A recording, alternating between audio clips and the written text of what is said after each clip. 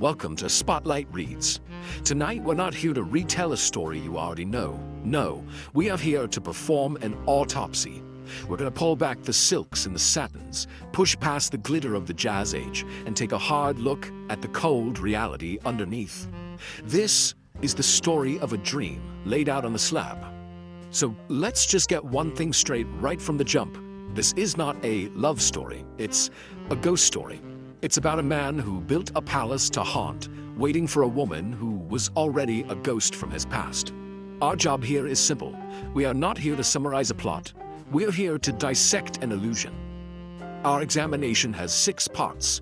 We'll start with the glittering stage, then move to the players themselves. We'll examine their motives, visit the wasteland they left behind, and finally, we'll watch as that famous green light goes out for good. It's a descent, you see, from a dazzling surface down into the cold, hard truth. Okay, so let's begin on the stage itself. We're on Long Island, 1922, but you have to understand, West Egg and East Egg, they're more than just places on a map. They're opposing forces. They're 2 sides of a coin, where one side is minted from generations of pure gold, and the other is, well, it's just gold-plated. This isn't just a setting, it's a psychological battlefield. And Fitzgerald, he draws these battle lines so perfectly. On one side you have West Egg. That's the performance. That's the new money off frantic energy and over-the-top spectacle, trying so hard to look the part. And on the other side, that's East Egg. That's just raw, unshakable power. It's old money, born into a kind of careless greatness that's so secure it doesn't even have to try. Gatsby's world, you see, is built on a very fragile, very beautiful illusion. But the Buchanan's world, that's built on the bedrock of inheritance. Which brings us to Gatsby's parties. You gotta understand, these aren't celebrations. They are elaborate, expensive mechanisms of mass denial. The guests, as Nick describes them, are like moths, just fluttering toward a light they don't understand. Hosted by a man none of them have ever even met. The endless champagne isn't for joy, it's an anesthetic. It's there to numb the fundamental emptiness of it all. In this world, rumors are the only real currency, because the actual truth, it's just too ugly for anyone to look at. Now, let's turn to the man who created this whole illusion. See, J. Gatsby isn't a real person, he's a construct. He is the violent erasure of a poor farm boy from North Dakota named James Gatz. The creation of Gatsby was a profound act of self-annihilation, an attempt to kill his own past before it could kill his future. And this wasn't just some simple name change. It was a total brand creation. Step 1, erase the past. Deny your dirt poor parents. Step 2, fabricate the legend. Oxford man, war hero, heir to a fortune. Step 3, get the props. The ridiculous mansion, the hydroplane, the shirts shipped over from England. And step 4, the most important step, find your financing. For Gatsby, this meant Meyer Wolfsheim, the gangster who fixed the World Series. The entire beautiful dream is funded by dirty money. He's a criminal trying to buy his way into a state of grace. And right here, this is where the tragedy and the magic just collide. You can almost hear the desperate sincerity in his voice when he tells Nick his fake backstory. He believes his own lies so deeply, he repeats it with such conviction that it almost becomes real. He's the star, the director, and the sole audience member of the movie of his own life. The dream feels so pure, but the hands that built it are filthy. And that contradiction, right there, that's what makes him so damn compelling.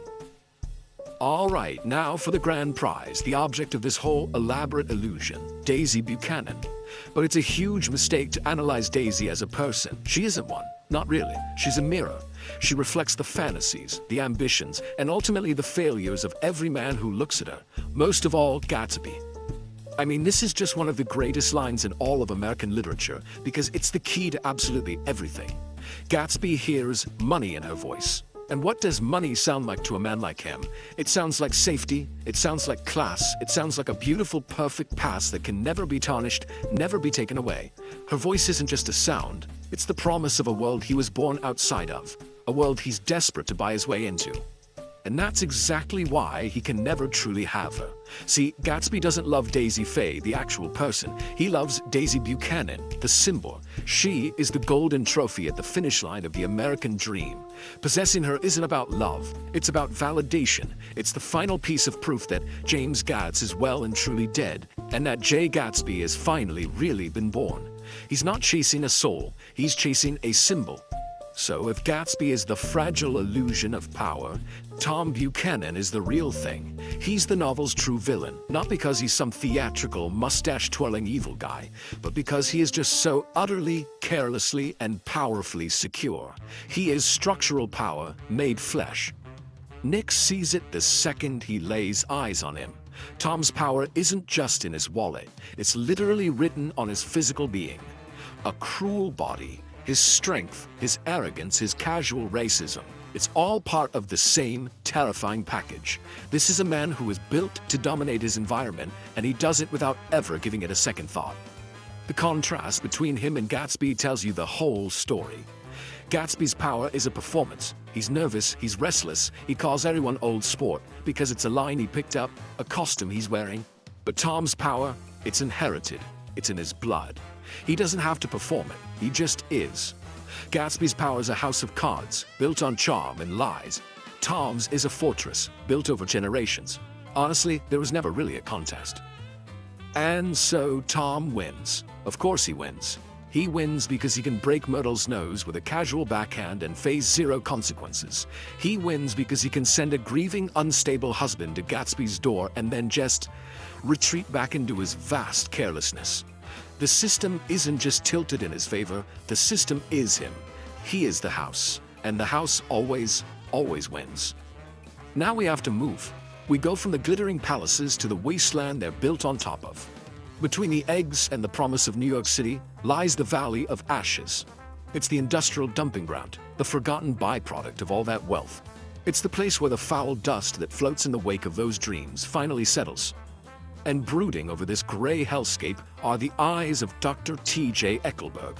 These are the eyes of God in a godless world. Just a giant, faded advertisement for an eye doctor who has long since packed up and left. They see everything that happens below, but they're vacant. They promise sight, but in the end, they're completely blind. So what happens? What happens when God is just a forgotten ad on a billboard? The answer is Myrtle Wilson. That's what happens. She dies violently on the road, collateral damage in a war between two rich men that she never even understood. In a world where morality has been totally replaced by commerce, there is no judgment, there's only the price. And the people who live in the Valley of Ashes, they're the ones who always end up paying it. And so we arrive at the end. A party's over, a phone doesn't ring, Gatsby just floats in his pool, still waiting for a call from a woman who is, at that very moment, packing her bags with her husband, erasing him from her life as easily as you'd wipe a smudge from a crystal glass. You know, his dream didn't die when Daisy chose Tom. No, it died much earlier. It died in that hotel room. The moment he realized she couldn't live up to the impossible fantasy he'd built in his head for 5 long years. He wasn't just in love with her, he was in love with the perfect, heroic, wealthy version of himself that he thought could win her. When that illusion shattered, he was just a terribly lonely man in a big, empty house. Nick's final lines, they elevate Gatsby from a simple, lovesick bootlegger into a symbol for all of us. Because this struggle, this fight, it isn't just his. It's the universal, tragic human impulse to try and row back against time, to recapture some perfect moment, a lost love, an idealized version of who we once were.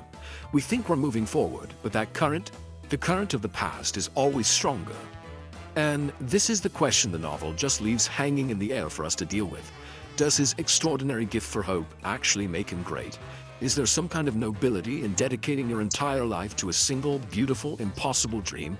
Or was he just a fool, a pathetic man who refused to see the world for what it really was, and who paid the ultimate price for that refusal? Maybe the truth is that the dream itself is the most intoxicating and dangerous product America has ever sold. Dreams, well, they give life its color. Lies can build empires. But reality always keeps the books. And in the end, the bill for a life like Gatsby's always comes due. Subscribe to Face the Abyss. This is Spotlight Reads. Look closely. Gatsby's world shines with gold. Up beneath the glow lies a structure built on illusion. Desire here does not stay desire, it mutates. First into fantasy, then obsession, and finally into the quiet, crushing realization that every dream extracts its payment long before you realize a debt exists. In this world, the powerful do not climb. They are positioned. They inherit doors that were welded shut long before men like Gatsby ever found the courage to knock. Study the symbols before you. The green light, distant and trembling. The parties glittering with hollow laughter. The valley of ashes, waiting beneath every gilded step. Gatsby crafted himself out of smoke and longing, believing that force of will could bend a world designed to deny him. But even the brightest dream casts the deepest shadow. And when he reached for the light he worshipped, he discovered the truth every dreamer eventually learns. Some lights were never meant to guide you, only to keep you chasing.